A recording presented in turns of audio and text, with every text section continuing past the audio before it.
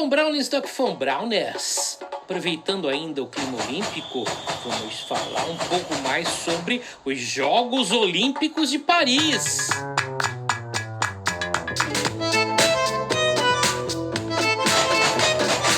Vocês repararam que eu disse Jogos Olímpicos de Paris e não Olimpíadas de Paris, como a maioria continua insistindo em falar, porque o correto é os Jogos da 33ª Olimpíada.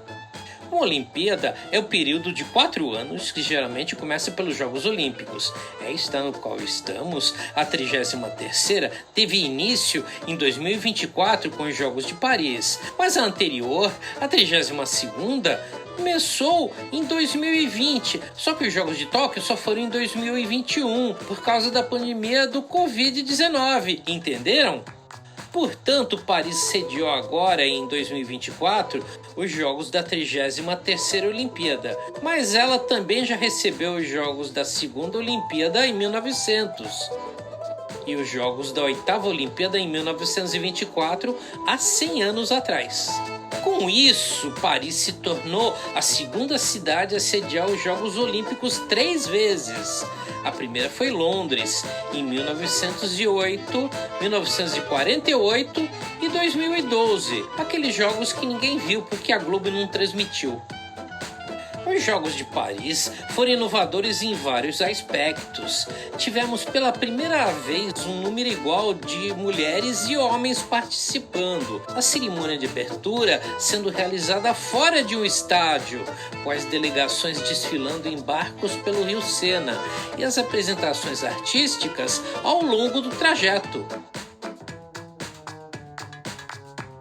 O evento também foi marcado por ter sido de maior sustentabilidade, com redução pela metade das emissões de carbono, o uso de energia de origem eólica e solar e a despoluição do Rio Sena para algumas provas aquáticas. Já a cerimônia de encerramento foi no Stade de France, perfeita, cheia de emoção, com momentos memoráveis. Mas a gente vai falar agora sobre a edição anterior dos Jogos Olímpicos em Paris, a de 1900. Relembrando, os primeiros Jogos Olímpicos da Era Moderna foram os de Atenas em 1896, com a participação de 14 países e 241 atletas, todos homens, competindo em 9 modalidades esportivas. Já os Jogos da 2ª Olimpíada, de Paris 1900, foram os primeiros a ter mulheres participando. Só 22 entre 226 atletas. As modalidades esportivas agora eram 19. Não tinha mais halterofilismo e a luta, como na edição anterior, mas continuavam atletismo, ciclismo, esgrima, ginástica, natação, tênis e tiro.